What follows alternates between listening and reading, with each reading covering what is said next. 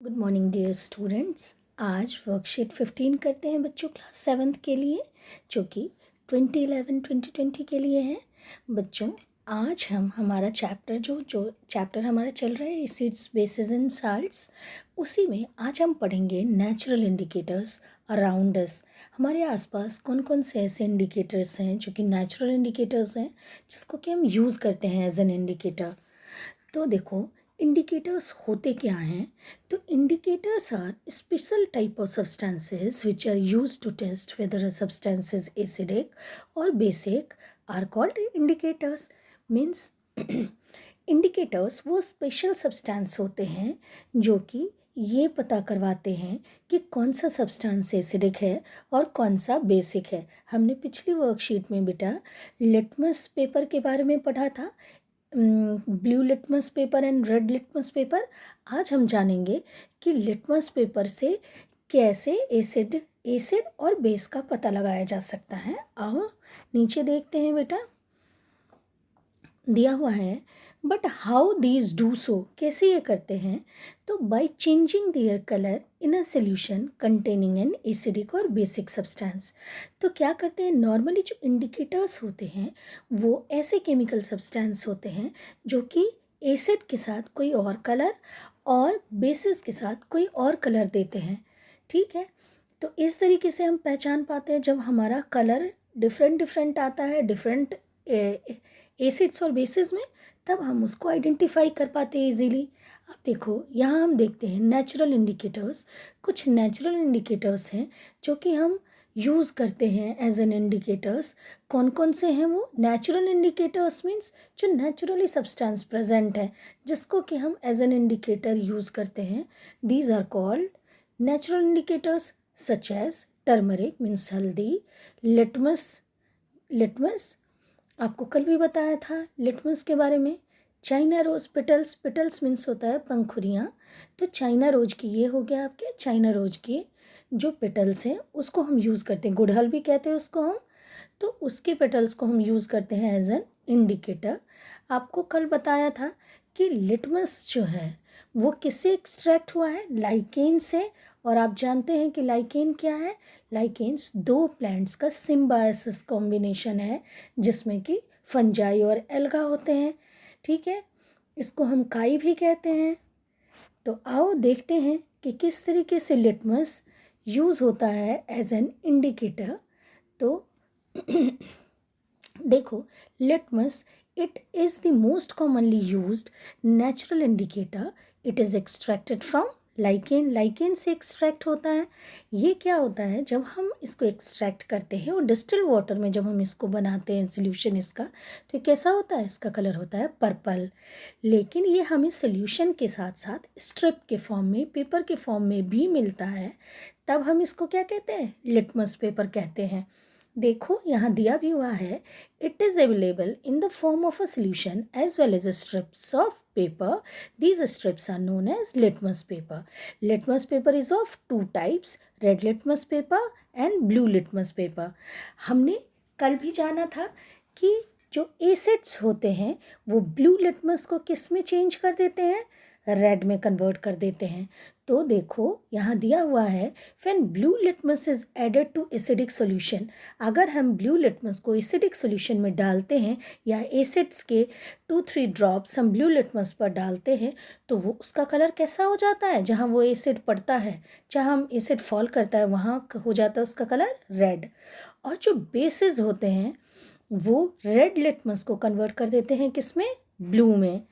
आपको कल बताया था कि इसको लर्न करने के लिए हम क्या करेंगे? इसको लर्न करने के लिए हम लिख लेते हैं BAR। A stands for acid. Acid turns blue litmus into red. ठीक है, ऐसे याद रखेंगे आप।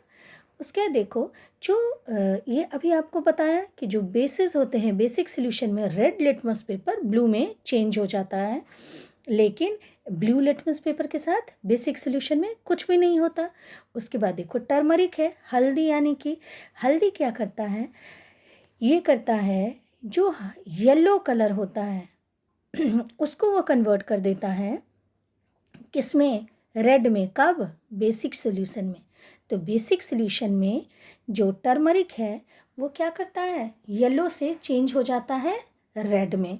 तो यहाँ दिया भी है it changes its colour from yellow to red in basic solution, यानी बेसिक सोल्यूशन में टर्मरिक जो है वो येलो से कन्वर्ट हो जाता है किसमें, रेड में, लेकिन एसिडिक सोल्यूशन में वो येलो ही रहता है।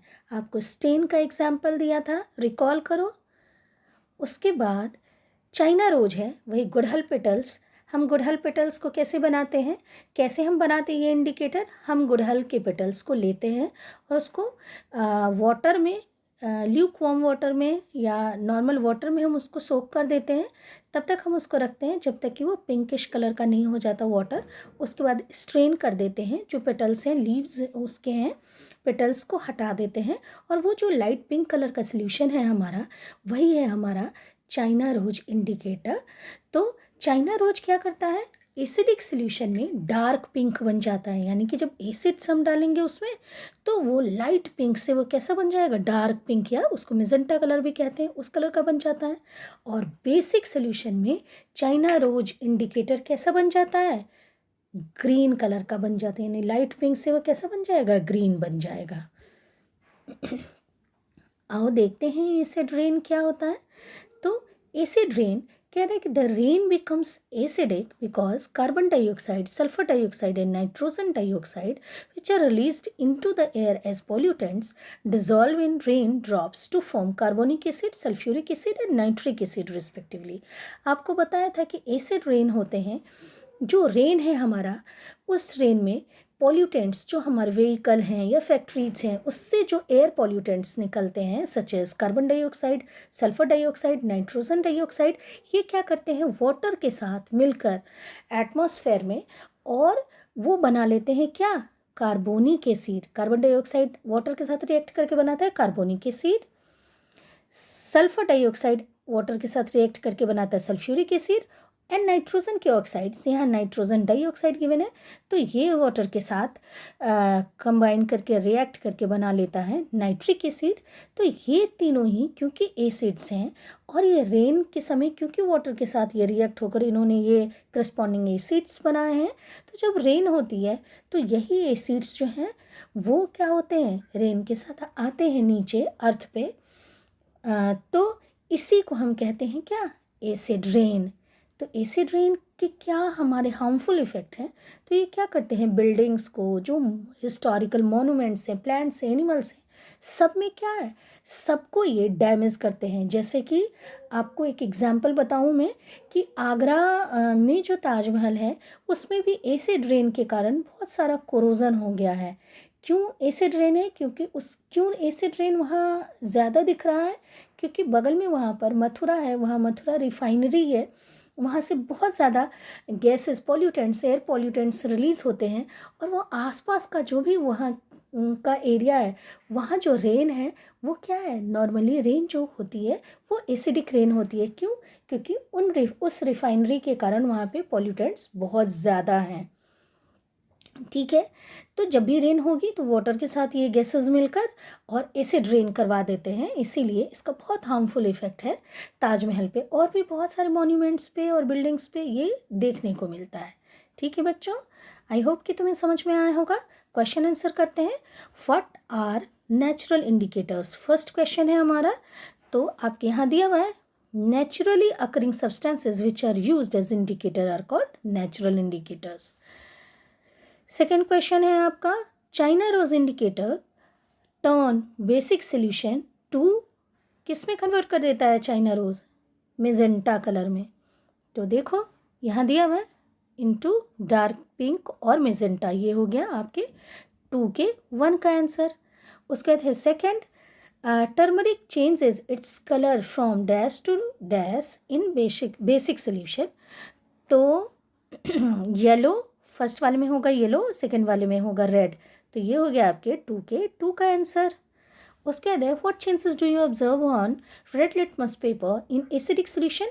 तो no changes observe, no sorry, what changes do you observe on red litmus paper in acidic solution. Yes, no changes observed, and in basic solution it turns red litmus into blue, And fourth question is, the three main gases that causes acid rain are carbon dioxide, चलो आप ऐसे letters में word में लिखोगे, sulphur dioxide and nitrogen dioxide, ठीक है, ऐसे लिख लेंगे आप। तो इस तरीके से बच्चों आज की आपकी वर्कशीट ख़त्म होती है। आई होप कि आपको समझ में आया होगा बच्चों। थैंक यू बच्चों।